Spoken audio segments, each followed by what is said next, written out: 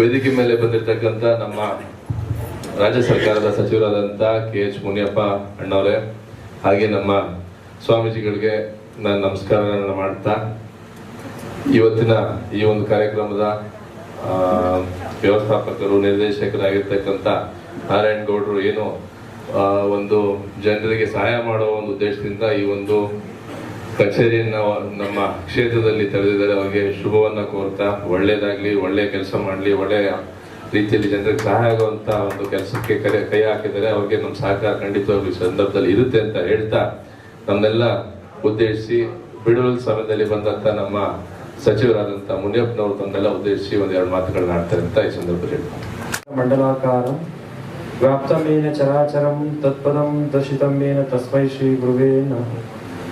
ಪ್ರಥಮತಃ ಪರಮಪೂಜ್ಯ ಜಗದ್ಗುರು ಶ್ರೀ ಶ್ರೀ ಕುಮಾರ ಚಂದ್ರಶೇಖರನಾಥ ಮಹಾಸ್ವಾಮೀಜಿಯವರನ್ನ ಭಕ್ತಿಪೂರ್ವಕವಾಗಿ ಸ್ಮರಿಸಿಕೊಂಡು ಅವರಿಗೆ ಶಿರಸಾಷ್ಟಾಂಗ ನಮಸ್ಕಾರಗಳನ್ನು ಸಲ್ಲಿಸಿ, ಈ ದಿನ ನಮ್ಮ ಶ್ರೀಮಠದ ಭಕ್ತರು ವಿಶೇಷವಾಗಿ ಹಳ್ಳಿಗಾಡಿನಿಂದ ಬಂದು ಒಂದು ಹೊಸ ಉದ್ಯಮದಲ್ಲಿ ವಿಶೇಷವಾದ ಆಸಕ್ತಿಯನ್ನು ವಹಿಸಿ ಈಗಾಗಲೇ ಸಾಕಷ್ಟು ಅನುಭವವನ್ನು ಪಡ್ಕೊಂಡು ಇವತ್ತು ಐಶ್ವರ್ಯ ಗೋಲ್ಡ್ ಕಂಪನಿಯನ್ನ ನಮ್ಮ ವಿಜಯನಗರ ವಿಧಾನಸಭಾ ಕ್ಷೇತ್ರದಲ್ಲಿ ಪ್ರಾರಂಭೋತ್ಸವ ಮಾಡ್ತಾ ಇರುವಂತಹ ಒಂದು ಈ ಶುಭ ಸಂದರ್ಭದಲ್ಲಿ ಈ ಕಾರ್ಯಕ್ರಮವನ್ನು ಬಹಳ ಪ್ರೀತಿಯಿಂದ ಉದ್ಘಾಟನೆ ಮಾಡಿಕೊಟ್ಟಂತ ಸನ್ಮಾನ್ಯ ಸಚಿವರಾದಂಥ ಮುನಿಯಪ್ಪನವರು ಹಿರಿಯ ರಾಜಕೀಯ ಮುತ್ಸದಿಗಳು ಕೂಡ, ಅವರು ಬಹಳಷ್ಟು ಅನುಭವಿಗಳು ಈ ರಾಜ್ಯದಲ್ಲಿ, ಒಬ್ಬ ಹಿರಿಯ ಮುತ್ಸದಿ ರಾಜಕಾರಣಿಯಾಗಿ ಅವರು ಬಹಳ ಪ್ರೀತಿಯಿಂದ ನಾರಾಯಣ್ ಗೌಡರನ್ನ ಹರಿಸಿದ್ರು. ಅವ್ರ ಬಗ್ಗೆ ಒಳ್ಳೆ ಮಾತುಗಳು ಕೂಡ ಹೇಳಿದ್ರು, ಸಮಾಜಕ್ಕೆ ಇನ್ನಷ್ಟು ಸೇವೆ ಸಲ್ಲಿಸಿ ಅಂತ ಕೂಡ ಹೇಳಿದ್ರು.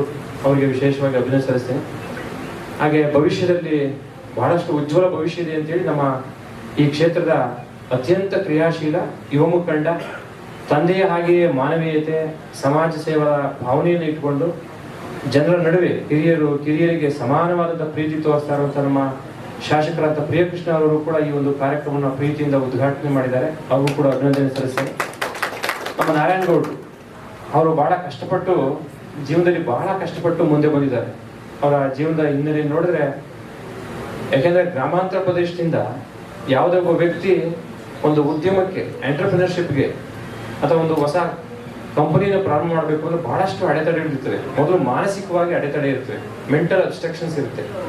ಅದನ್ನ ಬಿಯಾಂಡ್ ದಟ್ ಅಬ್ಸ್ಟ್ರಕ್ಷನ್ ಒಂದು ಸ್ಟ್ರಾಂಗ್ ಹೆಜ್ಜೆನ ಇಟ್ಟು ಈಗಾಗಲೇ ದಕ್ಷಿಣ ಭಾರತದಲ್ಲಿ ಅನೇಕ ಕಡೆ ಈ ಒಂದು ಐಶ್ವರ್ಯ ಗೋಲ್ಡ್ ಕಂಪನಿಗಳನ್ನ ಅಲ್ಲಲ್ಲೇ ಘಟಕಗಳನ್ನ ಸ್ಥಾಪನೆ ಮಾಡಿ ನಮ್ಮ ವಿಜಯನಗರ ಕ್ಷೇತ್ರಗಳು ಕೂಡ ಮಾಡಬೇಕು ಅನ್ನೋ ಒಂದು ಉದ್ದೇಶಕ್ಕೋಸ್ಕರ ಇವತ್ತು ಈ ಲೋಕಾರ್ಪಣೆ ಕಾರ್ಯಕ್ರಮದಲ್ಲಿ ನಮ್ಮ ನಾರಾಯಣ್ ಗೌಡರು ಈ ಒಂದು ಕಾರ್ಯಕ್ರಮಕ್ಕೆ ನಮ್ಮೆಲ್ಲರೂ ಕೂಡ ಪ್ರೀತಿಯಿಂದ ಕರೆದಿದ್ದಾರೆ.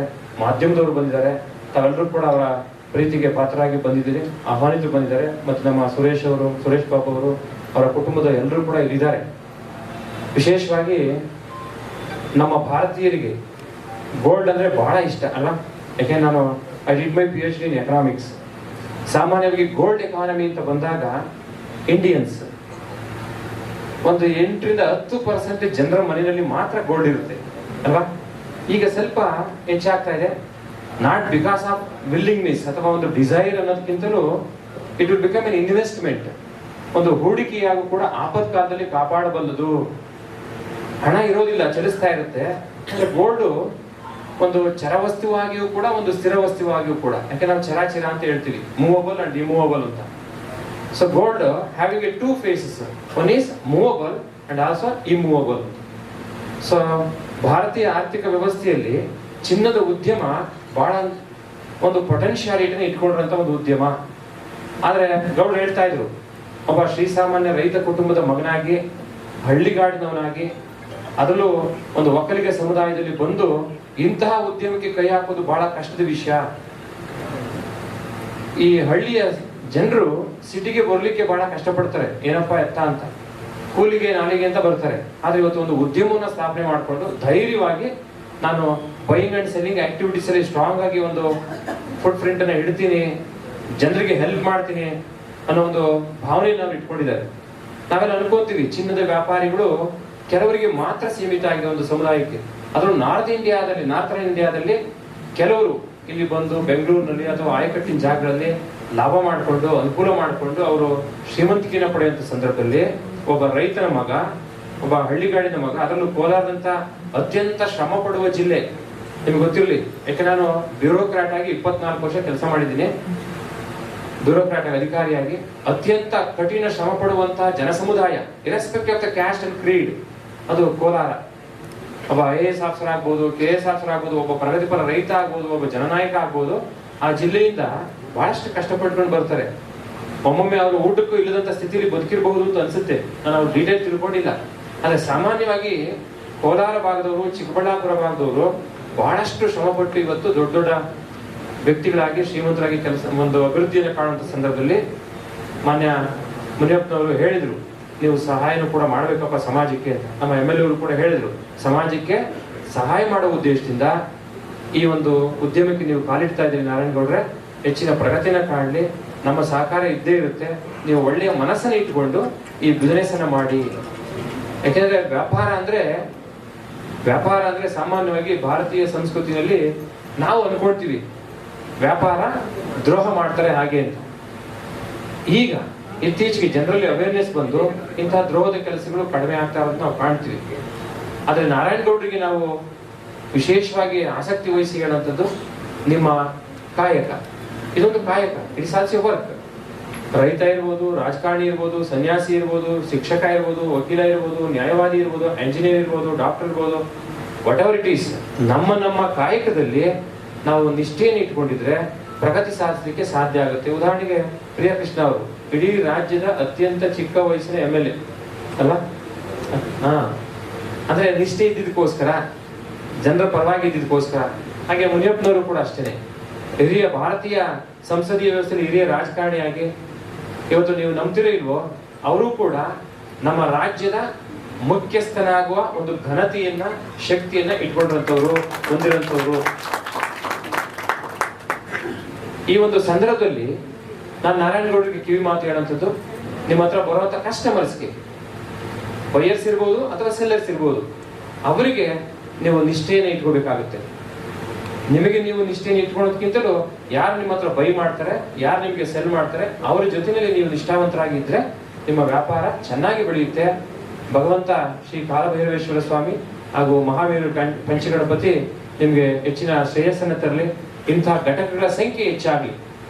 ನಮ್ಮವರು ಹಳ್ಳಿಗರು, ಕನ್ನಡಿಗರು, ನಮ್ಮವರು ಹಳ್ಳಿಗರು, ಕನ್ನಡಿಗರು ಹೊಸ ಹೊಸ ಉದ್ಯಮಕ್ಕೆ ಬರಬೇಕು ಅಂತೇಳಿ ಅಪೇಕ್ಷೆ ಪಡ್ತಾ ಇದೀವಿ. ಈಗ ನಿಮ್ಗೆಲ್ಲ ಗೊತ್ತಿರ್ಬೋದು, ಈ ಉದ್ಯಮಿಗಳ ಸರ್ಕಲ್ ನ ಮಾಡಿಕೊಂಡು ಶಿಕ್ಷಣ ಕ್ಷೇತ್ರ, ಹಾಗೆ ರಿಯಲ್ ಎಸ್ಟೇಟ್ ಇರ್ಬೋದು, ಹಾಗೆ ಇದು ಇಂಡಸ್ಟ್ರಿಯಲ್ ಸೆಕ್ಟರ್ ಇರ್ಬೋದು, ಹಾಗೆ ಆರೋಗ್ಯ ಕ್ಷೇತ್ರ ಇರ್ಬೋದು, ಸಂಶೋಧನೆ ಇರ್ಬೋದು, ಈ ಎಲ್ಲಾ ಕ್ಷೇತ್ರಗಳಲ್ಲಿ ಇವತ್ತು ಉದ್ಯಮಶೀಲತೆಯನ್ನು ಬೆಳೆಸಬೇಕು. ಯಾವುದೇ ಒಂದು ವರ್ಗಕ್ಕೆ ಸೀಮಿತ ಆಗಬಾರ್ದು ಈ ಉದ್ಯಮ ಕ್ಷೇತ್ರ. ಎಲ್ಲ ವರ್ಗದವರು ಕಾಲಿಡಬೇಕು, ಇನ್ವೆಸ್ಟ್ ಮಾಡಬೇಕು, ಧೈರ್ಯವಾಗಿ ದುಡಿಬೇಕು.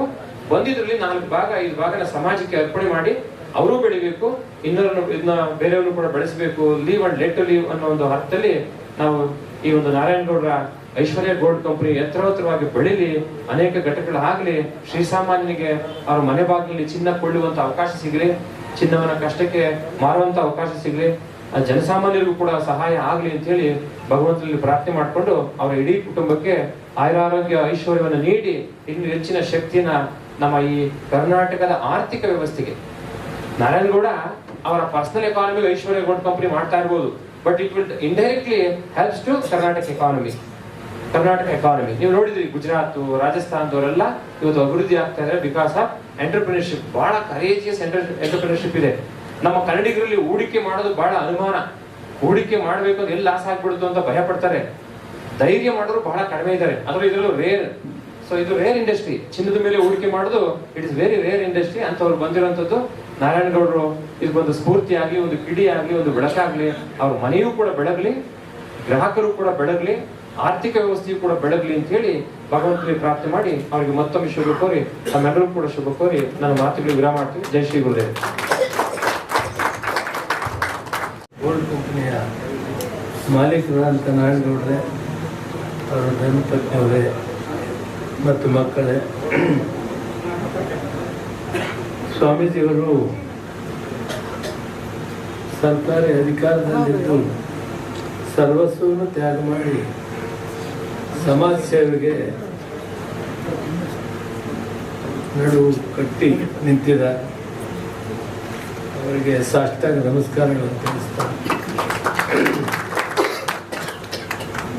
ಮುಂದೆ ಉಜ್ವಲ ಭವಿಷ್ಯ ಇರುವಂಥ ಪ್ರಿಯ ಕೃಷ್ಣವರೇ ಮತ್ತು ನಾರಾಯಣಗೌಡರ ಹಿತೈಷಿಗಳೇ, ಸ್ನೇಹಿತರೇ, ಮಾಧ್ಯಮ ಮಿತ್ರರು, ಈಗಾಗಲೇ 10-11 ಅಂಗಡಿ ಮಾಡಿದ್ದೀನಿ ಅಂತ ಹೇಳ್ತಾರೆ. ನಾರಾಯಣಗೌಡರು ಸ್ವಲ್ಪ ರಿಯಲ್ ಎಸ್ಟೇಟಲ್ಲಿ ಶುರು ಮಾಡಿದರು.